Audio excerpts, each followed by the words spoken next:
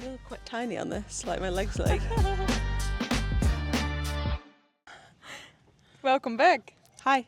Welcome back to Between Miles from Madeira today.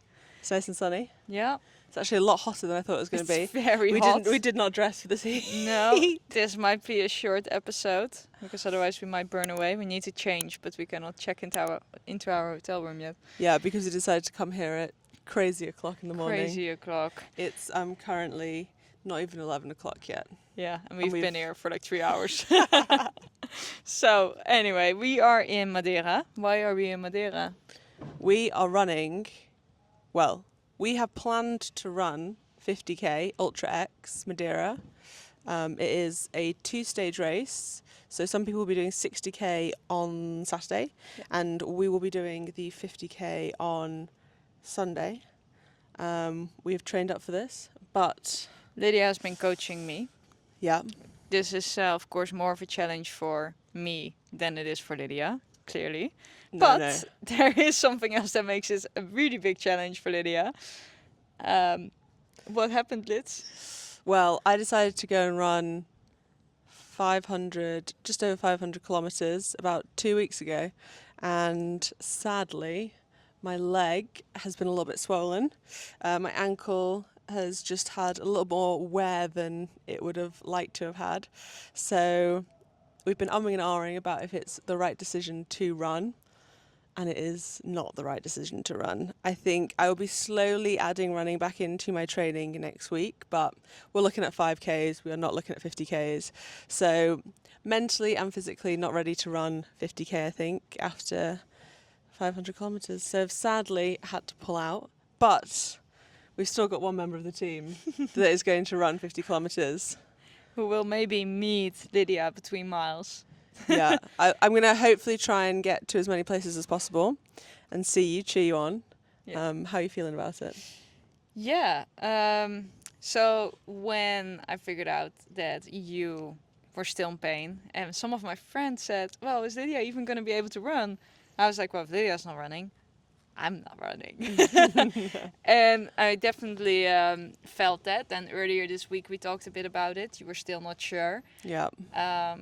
And I very much was in doubt. I said also to you, like, I don't know if I want to run it, if it's not with you. Because in my head, this was going to be a run together, an adventure run. And I don't want to push it. I don't want to,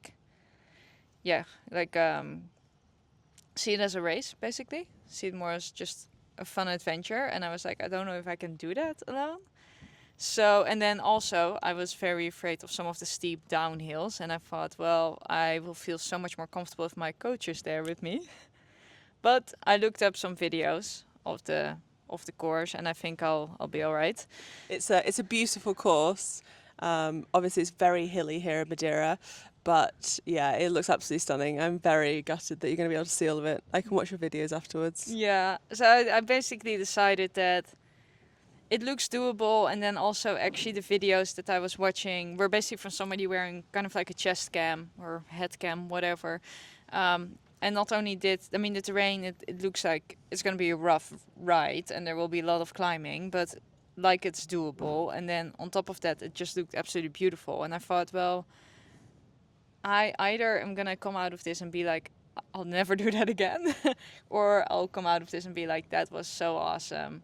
I really want to do it again. So I decided I am going to run it. And as soon as I made that decision, I actually felt quite a bit better. Yeah. But leading up to it, now it's basically episode 5 of our series in How to Train for Your First 50K, which obviously is my first 50K, not Lydia's.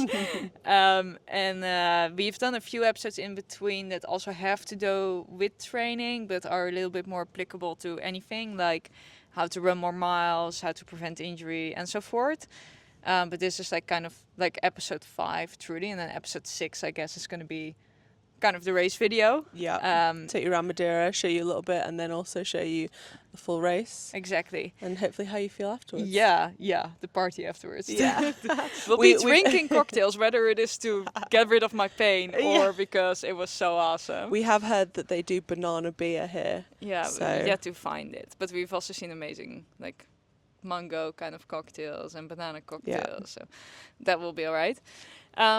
I think like the idea of this is also to, besides telling you guys why I am running it alone and why I am still running it, is also to give a little bit of a final debrief. So I spent the last 2 weeks figuring out a lot of my gear. I had to take a lot to Madeira. They have a very specific gear list, of which I did definitely not own everything. So I borrowed some stuff from friends. I bought a few things. I thankfully got a new pair of shoes gifted, so I am pretty kitted out now, but we'll see if it's all right. I definitely had some moments of nerves and moments where I was like, I need to ask Lydia about this, but then Lydia was running from London to Cornwall, so couldn't really bother her with my questions. So here we are, and we hope that I packed everything correctly. And also, they have a kit list like this because it is technical terrain. You know, if you're stuck on a bit of the trail where you need help or you need these items, some bits people might not be able to get to you for a while because they might have to hike there themselves. So that's one of the reasons why some of these ultras do have these mandatory kit lists. It's not them being It's annoying. very much about safety. Yeah, and exactly. It's kind of for when I fall off the cliff, which might happen. At least you'll land in some nice ocean. Yeah, it's beautiful Swim with here, some so dolphins. it's fine. Yeah, we'll be okay. I think it's like leading up to it. Now it's Thursday right now. The race is on Sunday. It starts really early. I take a bus at 5 a.m. The race starts at 7, which is kind of a surprise to me because we needed to take headlamps. So head torch, I got 2. But actually the sunrise is at 7:20. So it will be slightly dark when I start, but it should be light pretty quickly. Yeah. Which is good, like for me to not Yeah. trip and fall off the cliff. So But like, also beneficial. the sun sets, earlier now. So, for you probably not, but for a lot of people that might be out there, into the 10, 11, maybe Yeah. even 12-hour mark, it's probably going to be dark for them. Yeah, there's also people walking, I think, the race. I'm not entirely sure what their cutoff time is. I think you get about 2.5 hours per 10K. So that means you should be able to take, like 12 hours total. Yeah.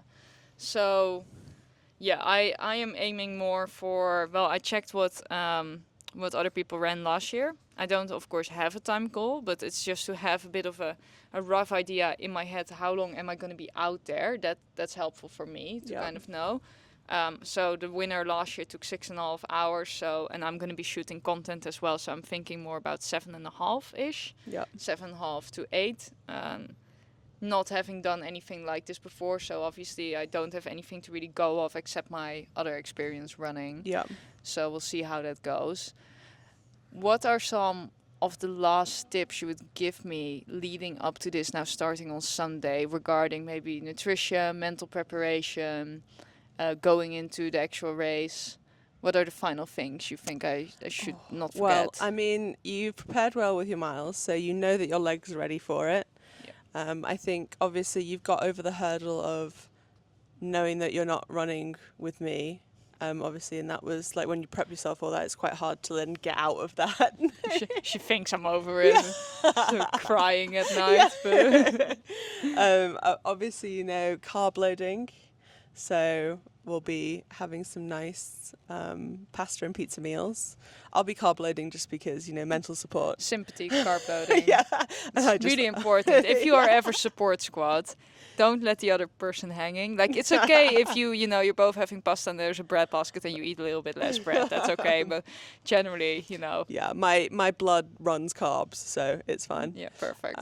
You're also still recovering. Yeah, exactly. So obviously, food. Resting. How long, like I think we talked about in the nutrition video, but how long would you carb load for something like this? So this is not a multi-day ultra for me. It's just one day. You are obviously eating on course.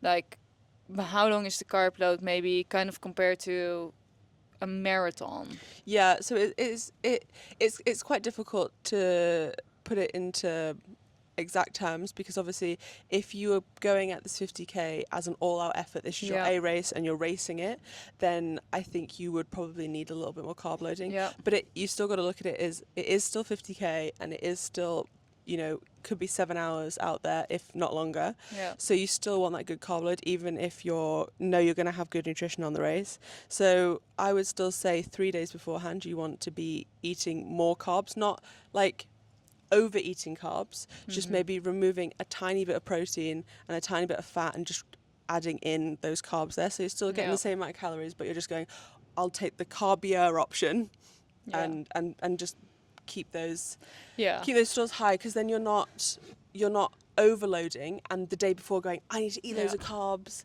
and then feeling like, oh, I feel so heavy on the day of the race. Yeah, because there is definitely a difference, I think, between carb loading for when you want to hit speed and carb loading for when you're like, I'm just going to be out there doing a long-term effort, basically. You just want your engine full. Yeah. So yeah, just so topping starting up those, today, I started off well this morning. I had a pistachio croissant and a white bun with cheese and an egg.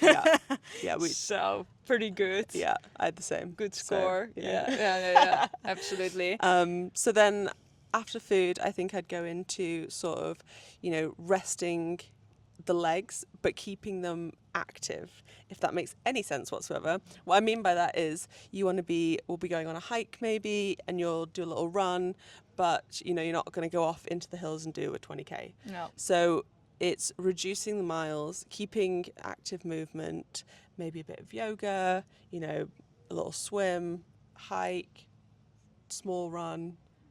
Yeah. So your legs are feeling fresh, but not stiff for the run. Yeah. So my idea is I've ran, 20k so far this week. I'm aiming for maybe 10k tomorrow morning, and that's probably it. Exactly. And then we've got Saturday, we'll probably do a bit of walking because we're going on a tour around the island. So and maybe tomorrow as well, somewhere. Exactly. They'll walk together, so hike, some yoga, some swimming. Yeah. Just activity, but nothing intense. Yeah, exactly. And then I guess you want to get yourself prepared.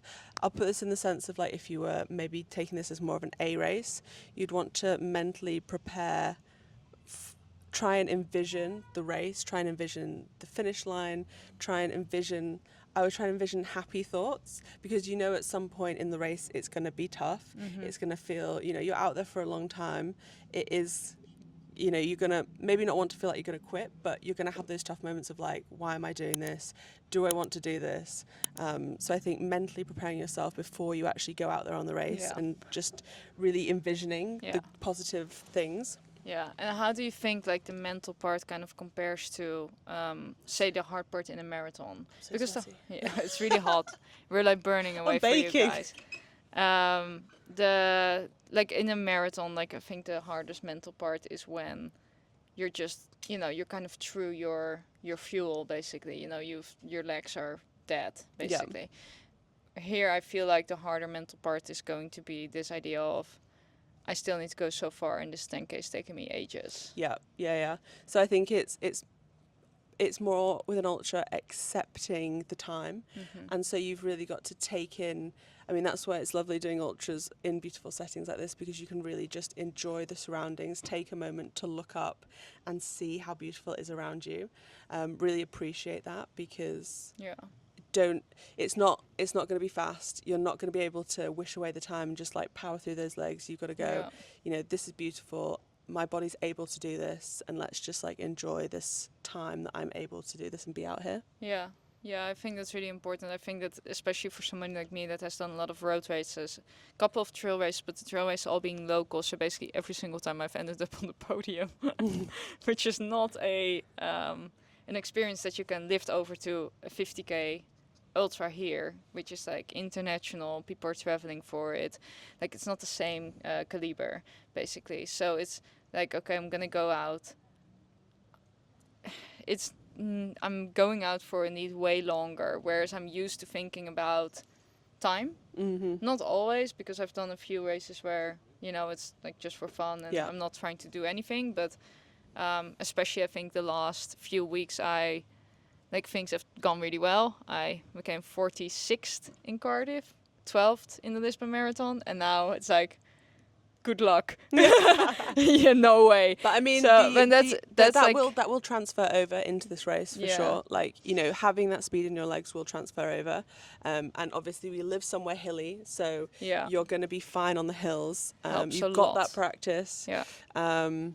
It's just, Would I mean, you recommend that I run on the flatter sections? yeah, for me with something like this, I always run on anything flat, anything downhill. Yeah. If it's not too technical. Yeah. Obviously, not too steep, yeah. obviously, very technical downhills. I'm a bit of a slow plod. I'm not someone that just bombs it down, but it's what you feel comfortable with. And the uphills, the really steep uphills, I power hike, and anything on a gradual incline, I run. Yeah. And Yeah. that's Slow jog, yeah. yeah, Because I've also seen videos about how people say it's better to actually keep running, at least when you can run. yeah, 100%. Because you just like you burn out your legs less fast in that way. Because it's like Yeah. shorter step, higher cadence. It's just that helps to burn out Yeah, the legs less. So Yeah, that I makes find sense. even on a gradual hill, I'll still be running. It's Yeah. when you get to, you know, you're going up and you're using Yeah. the poles, there is just no reason to burn Yeah. out the energy source Yeah, on those. Power Yeah. hike, and you'll probably go the same speed as if you're running, yeah, especially if it's technical uphill. yeah, But then apart from that, I think my last bit of advice is it's your first 50K, first like really technical ultra. yeah, Just enjoy it. yeah. Have fun. Enjoy the snacks. Enjoy the view. Definitely enjoy the Hopefully enjoy me at some points cheering you on. snacks. I really hope so. It'd be amazing to see you at some of the 8 stations, if at least one, but let's Yeah. see. Yeah, we'll try to make that happen, I think. And then I think like I kind of have set 4 goals for myself, like A, B, C, D. Yeah. So my A goal is to come out of this without an injury. Nice. I think it's a pretty solid goal. It's very important to me because in 4 weeks I go on my honeymoon, so I want to be injury free. 3.5 weeks from Sunday. So yeah, like that cannot happen. B goal is to have fun. Very important as well, to actually enjoy it. My C goal, what was it again? I had a really good C goal. No injuries, have fun. I forgot about it, but yeah, make a good video. That can be the C goal. I know that my D goal is to basically do well. So like it's my final goal. It's like first, if I come out of this without an injury, I've already accomplished everything. Yeah. If I then also manage to enjoy it that way, then even better. If I manage to get some good content out of it, even better. And if I end up performing well, great. Yeah. But it's the last thing I'm going to care about. I really want to try to just go out there and literally kind of have like no idea where I am on the course, as in like no idea who might be in front of me or behind me. Depending on the people that might be participating, I could do really well or just be like among the regulars basically. Because I feel like this is the kind of race where it depends a little bit on the field that's out there. For sure. And I think actually like I would really prefer it if there's 3 women in front of me. So that nobody can tell me like you're first, second or third. Because then I'll be like, I need to keep this position. Yeah. It would be great if I'm just never there so that I can never think about that. Yeah. Yeah. So I might just start at the back of the pack. No, but then that's not great. No, but then you'll hear that you're 4th place, and then you'll be like, "Oh, I could podium." Yeah, that sounds like me. But no, I'm not gonna start at the back. I guess I don't want to because I don't want to get stuck behind people. Yeah, in trails, when you get out, you'll probably have a section of like road, and then it'll go into single track. Yeah. And once you're in a single track file, Yeah, it's hard to overtake. Yeah. Yeah, so I want to be a bit in the front. yeah, Nobody, I think, is really going to sprint, so it should be fine. Yeah. Like, just run, get out a bit in the front, and kind of stick around there. yeah, I think that's the plan. Nutrition-wise, I brought 4 gels. nice. I have a emergency pack of bars, Yeah, because you have to have 800 calories extra, don't you? 800 calories, Yeah. and then on course, of course, there's 8 stations with Yeah. like bananas, oranges, but also gels. Yeah. So that's how I'm gonna fuel. Anything you want to say there? Do you have electrolytes with you? I have a whole tube. It was Nice. also You also had to take them, but they didn't say how much on Yeah. Bring the whole troop. Yeah, that's good because I feel like if it's anything like today, even if it's cloudy, Yeah, it's this gonna is be hot. it's gonna be warm out there. Yeah. So even if it's cloudy and you feel like you don't feel like you need the electrolytes, Yeah. I think it's key. Yeah. So what I'm thinking is always have, so I like a total of 1.5 liters of water with me, Yeah. which is necessary. It's just required. I'm thinking always have half of that electrolytes and the other half water. Yeah, that's what I definitely do for sure. Like every aid station, fill it up like that. Yeah, because then you can always sip on your water and then your electrolytes when you need it. Yeah. Okay. Nice. Um, Do you feel ready? I think so. I think the only thing I'm wondering about is the poles itself, because I only practiced with them once, which was actually your poles, not the ones I have with me. My idea is I will just go out and see when I feel like this is where I want them. Yeah. And when I feel that, I will just use them. Yeah. But try not to, like, I don't want to be thinking too much about them where I'm wasting energy thinking, should I be using them or not? Because if I need to be using them, I probably kind of know. Yeah. I think one thing to ease your mind with that is have a little look at the elevation profile and just sort of see when the biggest climbs are. Yeah. So you see like, oh, there's 3 big climbs. Yeah. I know that, roughly once I start this big climb, let's whip them out, use them then. Yeah. If the next big climb's pretty soon after, I'll probably just hold on to them and put them away. Yeah. If, I've got 5 to 10k before the next big climb, let's put them away. Yeah. So I think one thing I do, like I don't generally like to really in-depth look at the race that I'm doing, but I do like to have a quick glance of just elevation profile. So I'm like, I have a rough guide of when I need my poles, if I can put them away. Yeah. And you can go in like that. Yeah, that's a good one, because I think that there's like one really steep climb and steep downhill, and I think they're basically between aid station 2 and 3. Yep. So that could be a good time to just wick them out, use them, and then once I'm done with like the downhill, put them away, something like that. Exactly. Okay, that helps. That Nice. helps. Yeah, other than that, I am gonna take it slow. Brought my anti-blister socks from Nice. Underwear so that I can be sure that I don't get any blisters, because the shoes that I'm running in, definitely against advice. I've only ran about 10k in. Yeah, are newer than we'd advise to wear. Very much. I tried to run more in them, but there was no time. But it is a brand that you've used a lot of in other shoes. Yes. And you do have their previous version of this shoe that you've run in. So you're Yeah. not going completely blind into this. No, and I have never gotten any blisters in this brand. Knock on wood. Yeah. But I am planning to also wear them tomorrow morning, do a little 10k on them. Yeah. Maybe even Should if we take the go out, poles like out. even if we go for a hike or something, I might just switch to them, because it will help to get my feet used to them. Yeah. Just walk around on them, use them a bit as shoes. But don't do this at home. No, save your shoes. Wear them before. Wear your shoes before the race. It's terrible, but these are like the trail shoes that just have more grip, and I just needed more grip. Yeah. And I am. You want to be able to feel the ground when you're on those downhills, for sure. Yeah, I just didn't have time enough to, like, try out all the trail shoes that I wanted to try out. Yeah. And to buy them. Unfortunately, Portugal does not always have the fastest delivery times, but shout out Sneaker Club Ericeira for hooking me up with some trail shoes. Nice. So we'll run in those. We'll have grip. Yeah. Because they have grip. Okay. Is there I any think so. last thoughts you want to share before we peace out? And then the next episode you'll actually see, I was going to say us running, but you'll see I see Caroline running. Caroline running and me eating carbs on the sideline. What else? Maybe every time you take a gel, I will have a banana beer. Oh, that sounds like a solid deal. Yeah, no, I think that's it. I think I'm pretty well prepared. If you're watching this and you're like, but what about training? What about nutrition? What about strategy, mental strategy? We talked about all this. We've So got episodes for that. yeah, check out the previous episodes. Yeah. And if you want to see how it all worked out, then check out the next episode. And subscribe. Subscribe. So Yeah. you won't miss it. Like, subscribe, Follow. give us a comment, Send send it to a friend. I think that's it. Nice. Yeah. All right, Right. guys. See you on the trail. See ya.